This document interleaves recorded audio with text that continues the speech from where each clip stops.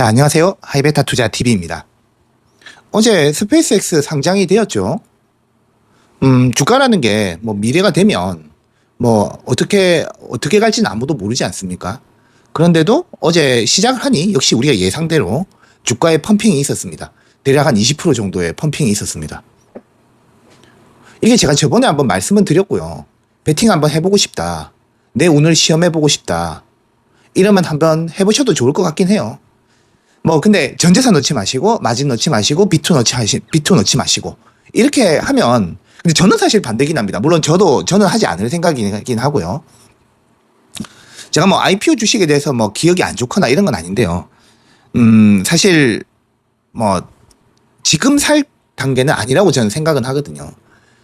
지금 아마 제일 좋은 사람들은 스페이스X의 초기 상장 시에 비상장 주식일 때 투자했던 분들이겠죠. 이분들은 아마 나갈 타이밍을 좀 재보고 있지 않겠습니까? 주가가 많이 상승을 하게 된다면요.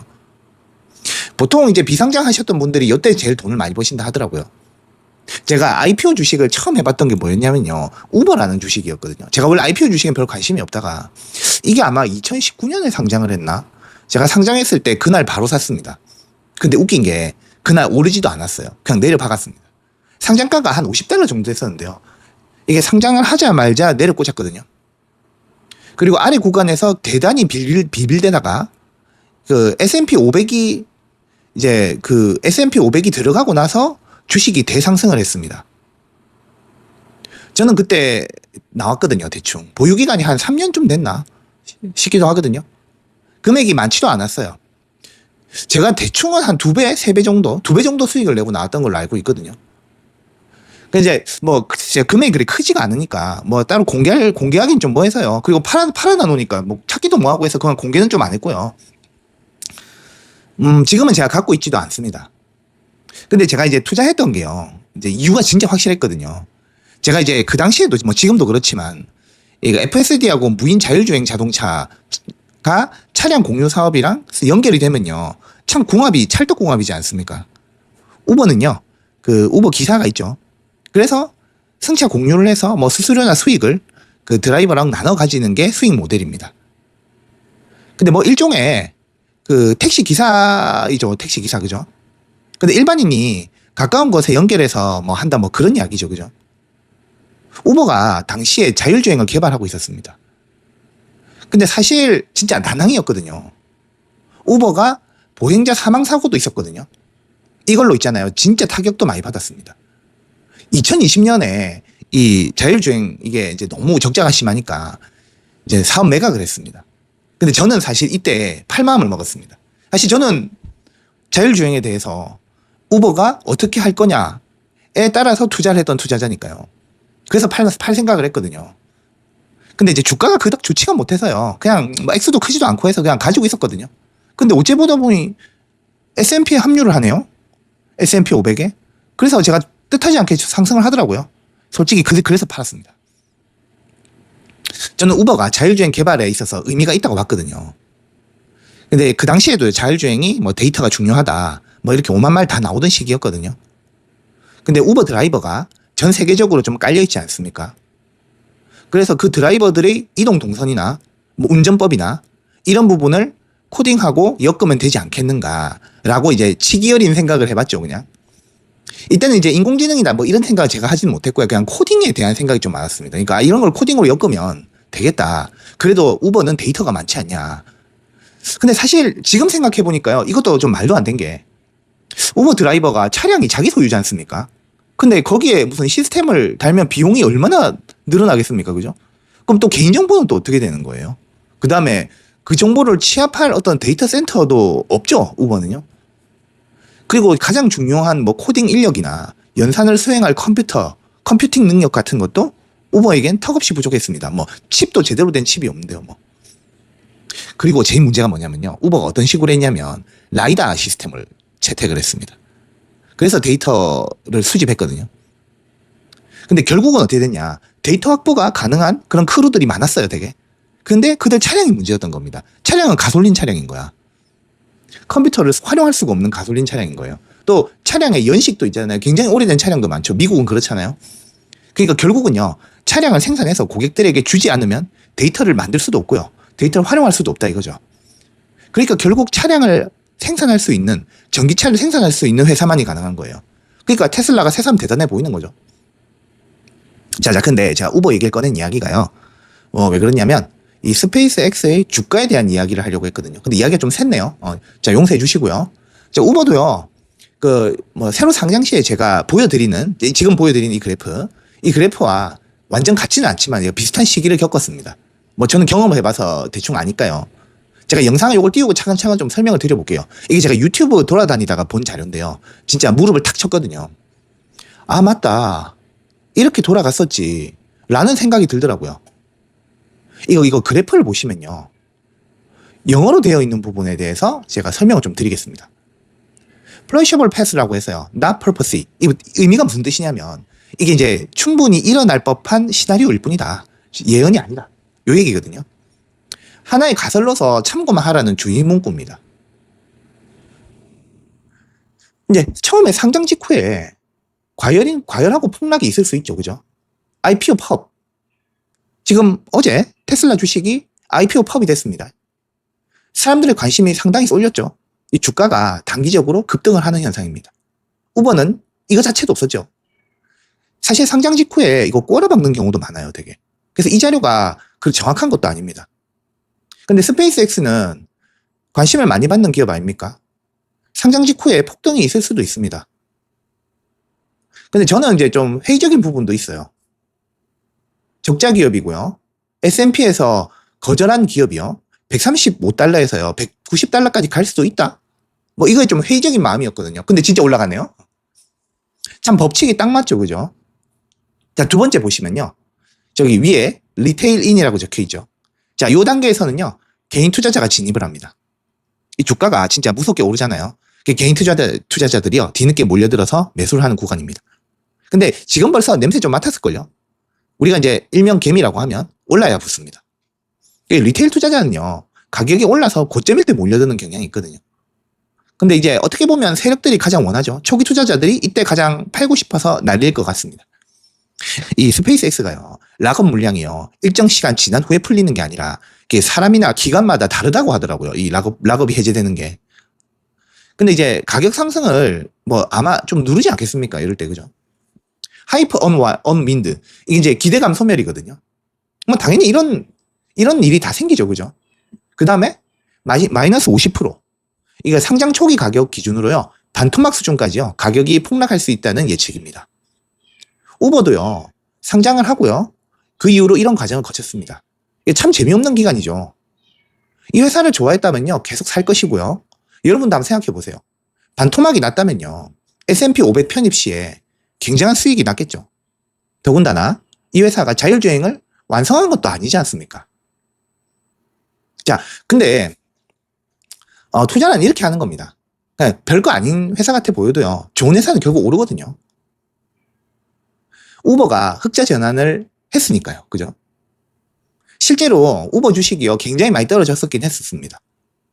그러니까 반토막 수준까지는 제가 안 떨어졌던 것 같긴 한데 이때 참 재미없는 시간이죠. 진짜. 하염없는 기다림입니다. 요때 리테일 아웃. 개인 투자자는 이탈을 합니다.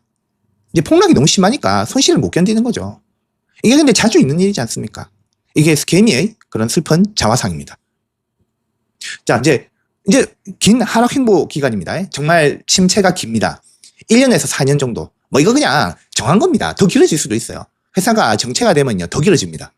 이 동안은요. 주가가 오르지도 않고 올랐다 내렸다 올랐다 내렸다 이게 바닥에 머무는 기간입니다. 투자를 해도요. 수익이 나지 않아요. 자금이 묶여버리죠. 죽은 돈의 시기입니다. 자, 저는요. 지금 비트코인이요. 이런 시기를 거치고 있다 생각하거든요. 근데 재밌는 게 이 성견지명이 있거나 기관들이나 개인들은요. 요때 매집을 시작합니다. 자, 저는 참 즐거운 마음으로 매집을 해요. 시간도 널널하죠.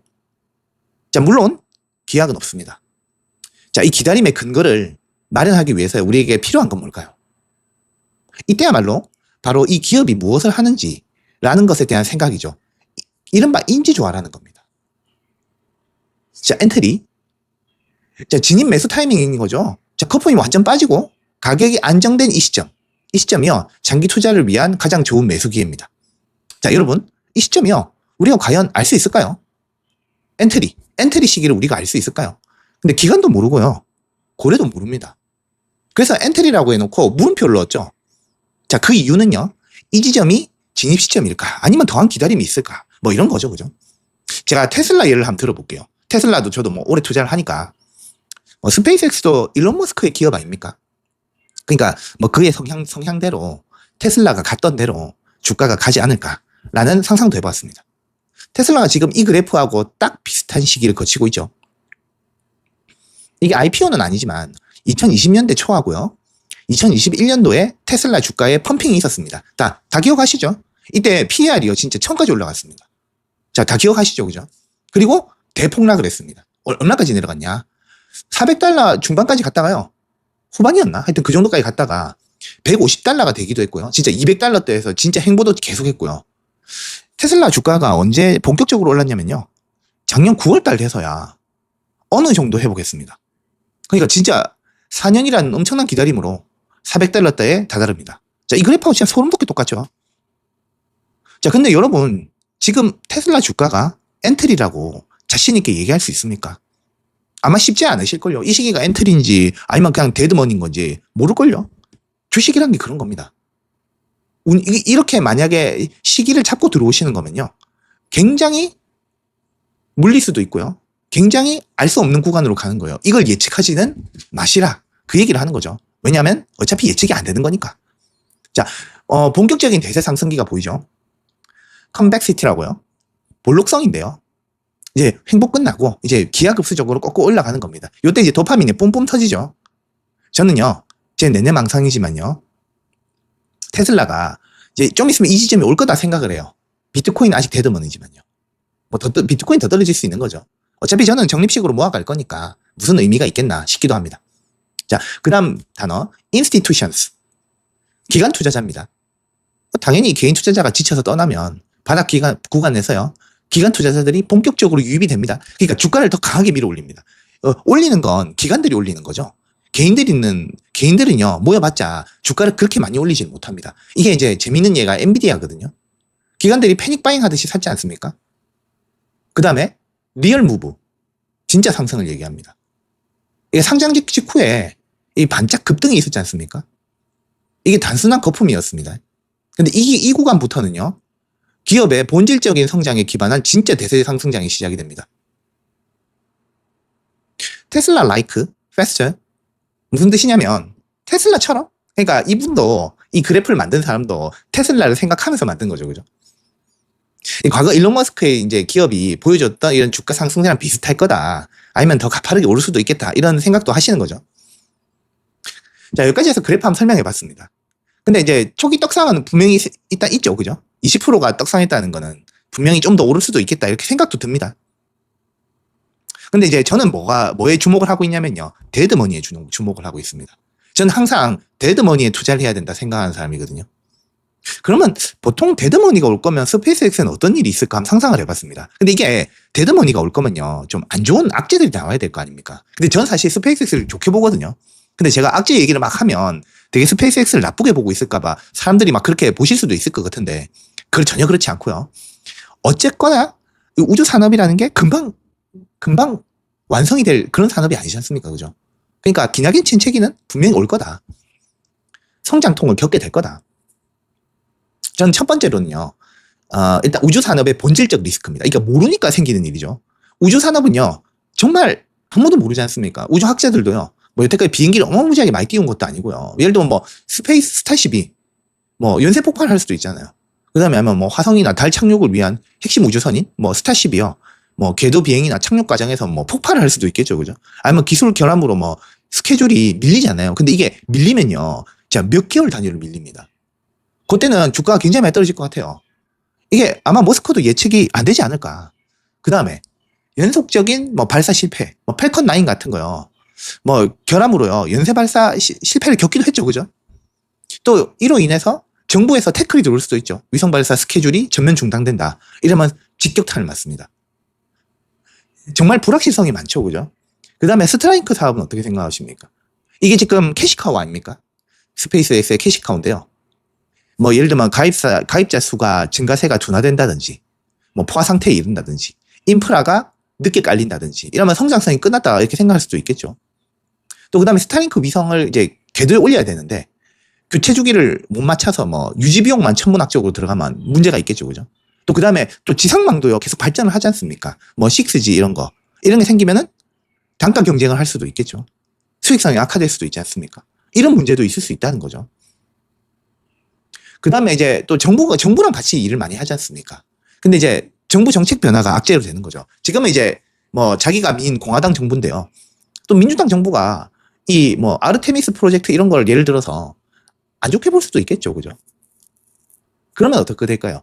정부 수주의 매출이 크게 꺾이겠죠. 미국 정부가 빚이 상당히 많잖아요, 그죠? 자, 이 독점 구조. 우주 시장을요, 통신 시장을 너무 독점하고 있어요. 블루 오리진 등에 대한 경쟁사에 의도적으로 일감을 몰아주거나 제동을 걸 수도 있는 겁니다. 독점 이슈도 있는 거죠. 자, 그 다음에 또 오너 리스크. 네 번째 오너 리스크.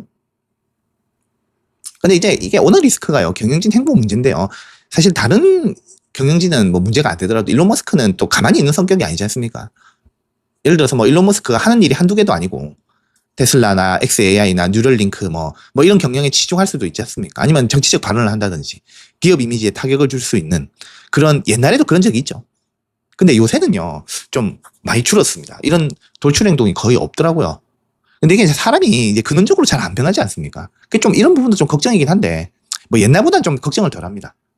아니면 또 고금리 같은 거나 자본시장의 경색이 돼서요, 연구개발 비용을 조달하지 못하면 문제가 압박이 커지죠. 자, 일단 스페이스X는 XAI 때문에 적자 기업이긴 하지 않습니까? 그래서 이런 부분들도 한번 생각을 해봤고요. 분명히 이런 게 뭐 기업이 계속 잘 나갈 수는 없거든요. 그러니까 데드머니 구간이 분명히 옵니다.